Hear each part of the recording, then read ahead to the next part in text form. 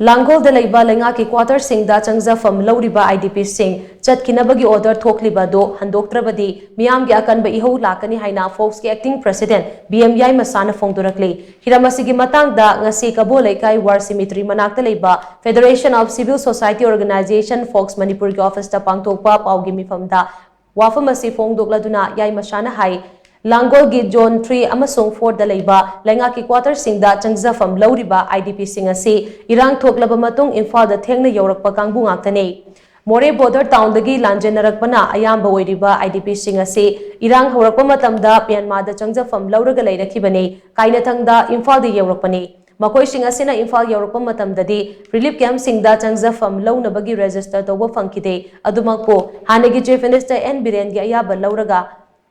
Hairiba leingak ki quarter shingda leirakpani Hauzik mari leinabo authority na leingak ki quarter shingda Changjapham Louriba Idp sing Chatkhinabagi order thorakpa asi FOCS na yaba ngamloi makoi sing asi chahi ani hena awana kaya khanglaga leiribani register tawba tawdabana wafam ama oiraga makoi sing asi IDP oina lofam thoi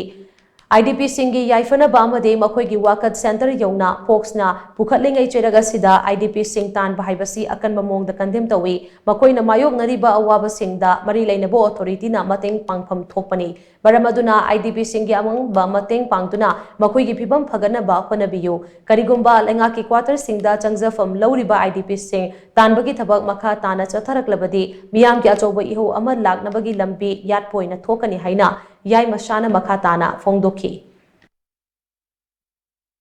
IDP singi mayu laijariba quarter do ekoi thadu ganda chatlu haibu wafam singse masi ekoi strongly madudi government da na mari leinaba department na condemn tawolona matungda adugumba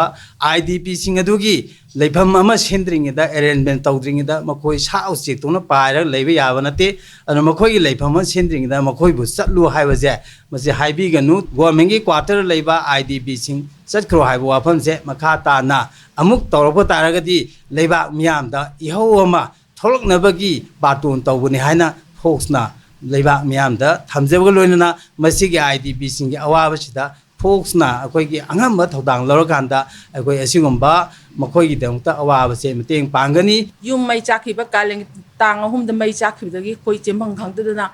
army gi da chelu matamna noi na thai hingna ba chalu habadagi koi bama da chelle bama da chemma matamda akoi thokpa yadana akoi bama da tha ahum mari di akoi leire tholokpa matamdadi akoi lili kem da su ming chamadu pharak tarbanina anai yawbanina akoi ming chambam leitadana akoi ahang wamba pham thiraga sumai tawna lei habadagi akoi birenda ju haigare aduga hana leiramba maira paibi kari kai akoi gi mai chakhibagi adha ka piraga akoi yare habadagi akoi ji leigibani adune ima hoina haijaningi je ima hoina sangba yadri boidi jangaina ima hogi mateng pangbiduna amuktadi masugumba thagokse amuhanna thoktanabani ima hoina haijari changi mafamda